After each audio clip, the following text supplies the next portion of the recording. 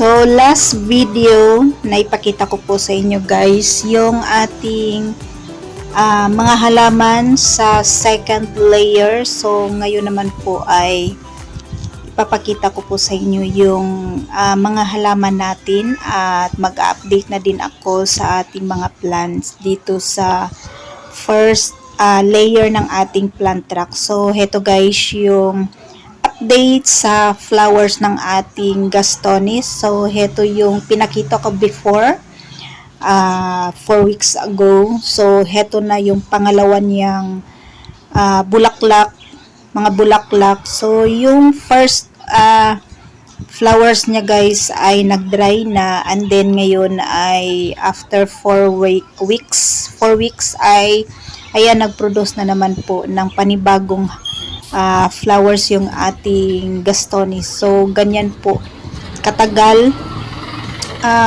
yung magstay yung flowers ng ating Gastonis, kaya gustong gusto ko po siya dito sa ating munting garden dahil sa sobrang ganda ng kaniyang dahon, ay napakaganda din po ng kaniyang flowers at tumatagal po siya ng buwan. So, heto nga guys yung update sa mga halaman natin dito sa first layer ng ating plant track. So, heto yung update sa ating Bacularis. Ayan, okay pa naman yung ating Bacularis.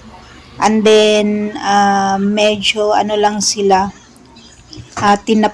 dinapuan sila ng yung white spot na nakikita po natin. And then, heto guys yung nilagay ko dito yung ating ano to siya, yung bonsel. Ayan, hindi ko pa siya naitanim sa sa soil. So, naka water propagation po yung ating plant. And then, heto, tatanggalin ko to kasi hindi na sila maganda. So, hindi ko pa siya naayos. Heto sila ay hindi ko naayos ng isang buwan. So, ganito lang sila. Ng isang buwan, hindi natin sila inayusan, inalisan ng mga alikabok kasi mga alikabok pa po yung ating mga plant. So, mag-update lang po ako guys bago natin siya ayusin dito. Pero, ayan, nag-ayos na po ako ng mga ornamental plants. So, tatanggal ko na yung luma nating ornamental plants dito kasi na sila, nanilaw. So, ito yung dish garden natin guys. Ayan, medyo okay pa naman yung ating plant. And then, yung ibang cactus natin ay medyo dehydrated, yung ibang variegated gymno. And then, ito guys, yung ating napakagandang astro. Ayan, meron na siyang flower bud. Ayan, siguro mga ilang araw lang to ay sana makaproduce na po ng flowers yung ating astro.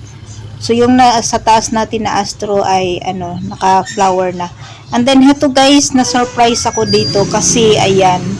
So, akala ko 2, 3 yung pops na binigay ng ating cactus. Astro ata to, nakalimutan ko yung ID nito guys.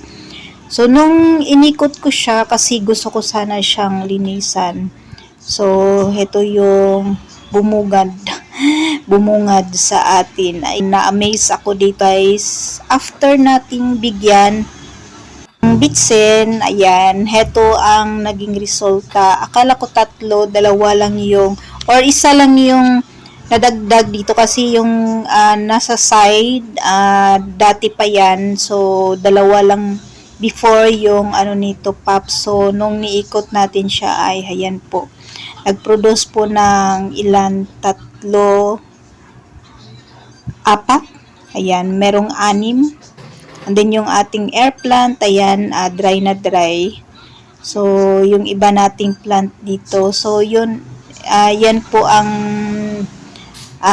nakakagulat kasi hinayaan lang natin sila dito. Hindi natin sila ginalaw ng ilang buwan. More than 1 month ata. So, yung iba, yung ornamental plants natin ay nauna ng na ano na ang yung iba nag-mature, yung iba nag-yellow. So tinanggal ko na yung mga cactus natin ay hindi ko ginalaw. So ganyan lang sila. So heto lang yung ginalaw ko, inikot ko lang siya guys. So yan ang nakita ko. Meron pala siyang tinatagong hiwaga sa likuran. Ayan. Ayan, meron siyang mga bagong pops. So yan. Yan yung nakakagulat dito kasi ayan, kung lagi natin siyang titingnan, walang pagbabagyo, pero pag hinayaan lang po natin sila dyan sa tabi-tabi ay ayan, nakabibigay sila ng surprise sa atin. So, na-surprise tayo dito sa napakaganda. Ito pa naman yung pinaparami ko guys. Matagal na to. Magto 2 years ko nang ilagaan kasi maliit po yan nung nakuha natin. Ayan, at nabigyan tayo ng ilang pops. And then, dito yung ating mga cactus dito guys. Ayan. Umakyat na po ako. Ayan, at heto meron tayong nilagay na isang to siya, Sansevieria. Hindi ko sure yung ID. So, dahil trending sila ngayon, so dapat meron din tayo. Ayan. So, naglagay na ako ng Sansevieria dito guys. Hindi ko siya nadiligan ng 1 buwan. So, ayan. At sobrang dehydrated yung ating plant. So, mamaya bibigyan natin siya ng water.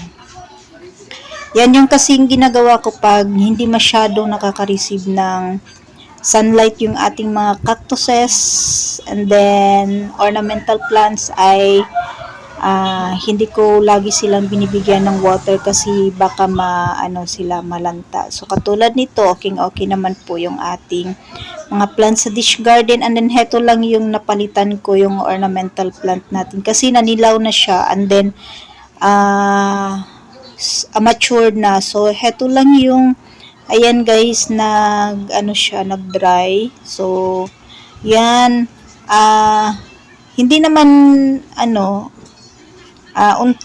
kaunti lang naman yung namaalam sa ating mga cactus. So, ito, at naging maganda naman po yung iba, katulad nito guys, yung ating corn cactus. Di ko sure yung ID nito eh. Ayan, medyo maganda na siya. And then, yung babies niya ay medyo lumalaki na, and then ayan, kitang-kita naman na lumaki yung ating plant kasi may white color na sa top, and then yung kanyang balahibo ay ayan, tingkad na po guys. So medyo lumaki siya. And then heto yung isa nating flower stalk ng ating gastonis. Ayan, heto yung nakuha natin din doon sa harapan. Ayan. So, meron na siyang pa-flower, and then pabukad na yung iba, and then yung iba ay nag-dry na po. So, pa lang to 2 weeks dito sa ating plant truck. So, maalikabok pa dito guys. So, hindi ko pa nalinisan. And then, ayan, meron pa siyang pa-flower dito sa baba. So, hintayin natin lumaki at ayan, makita natin yung napakagandang resulta dito sa ating mga gastonis guys, ay unti na silang namumulaklak. And then, heto ang nakaka-surprise din kasi heto sila super dry, brown na po ito nung nailagay natin dun sa itaas ng ating vertical wall, and then naisipan ko siyang ibaba dito. So, parang siya, yung LB, yung green na LB. Hindi ko sure yung ID nito guys.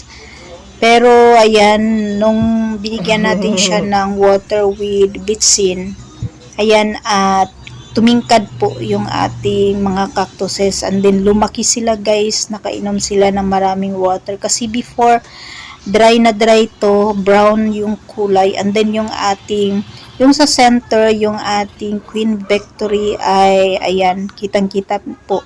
Then heto, malaki na siya. Kitang-kita na po yung white line. Ayan. Sobrang ganda ng ating dish garden. Ayan. Ganyan na po sila kalalaki.